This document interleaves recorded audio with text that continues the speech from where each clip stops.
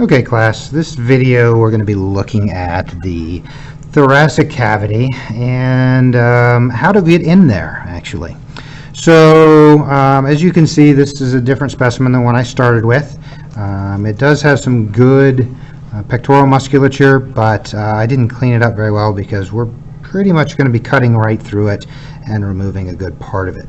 So you'll see that once we get along the rib cage, the diaphragm sort of it attaches to the abdominal wall. And you can see where it's separated just a little bit right here. So this part here is the diaphragm. And for this, what I'm going to do is I'm going to grab my scalpel and I'm just going to cut it away so that it remains intact. Alright, I've done that a little bit on this side. You can, once you get into the abdominal cavity, you can see where it attaches. And I just want to leave it intact so we can tell where it differentiates or where it separates the abdominal and thoracic cavities. Okay? So once I've done that, I can then, the xiphoid process is right here. And that's the bottom of the sternum. And we're pretty much going to be cutting right down the sternum. There's a couple of ways you can do this. We can do this with a scalpel. We can do it with a pair of scissors. Sometimes that works, but sometimes the sternum and the ribs are a bit difficult to get through. So what we have are a set of bone cutters. And these are going to help us get through some of the bone and cartilage that we have to deal with here. So I'm going to start with my scalpel and see if I can get through it. Keep in mind we are working through, if I'm doing that, it is going to take a fair amount of pressure to do so. Now, because we're looking at bone, you are going to hear some crunching, some grinding as you work your way through. Now, you don't want to get too deep because you're going to get into, you'll see where there's some membranes here that hold the pericardial sac. We can cut through that, but we don't want to actually get into the heart or anything like that. Okay? So we'll work our way up to the neck,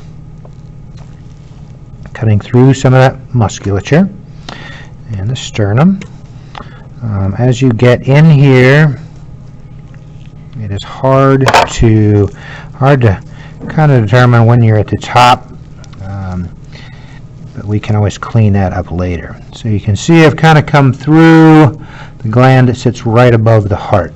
Now once you've done this, in order to get into the heart and around the lungs, sometimes it's easier just to remove the lungs.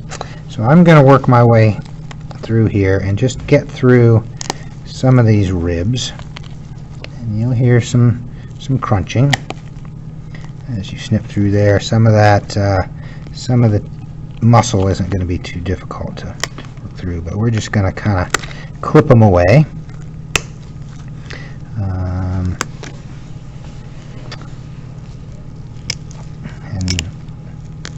there's some crunching, some grinding. We'll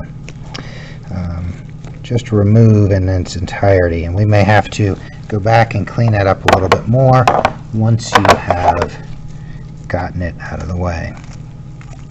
Okay, we don't want to lose too much of your musculature because you're going to need it to review and study for your practical.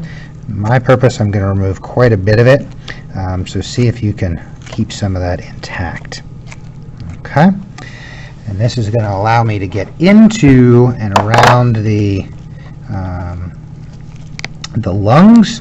So here, real quick, basically, right in the middle, we're going to have the heart. It's surrounded by the pericardium, some fat, and on each side, you're going to have the lungs. Okay, and there's a gland that sits on top. We'll come back to some of the other accessory structures once we do that. But that is how you get into the thoracic cavity.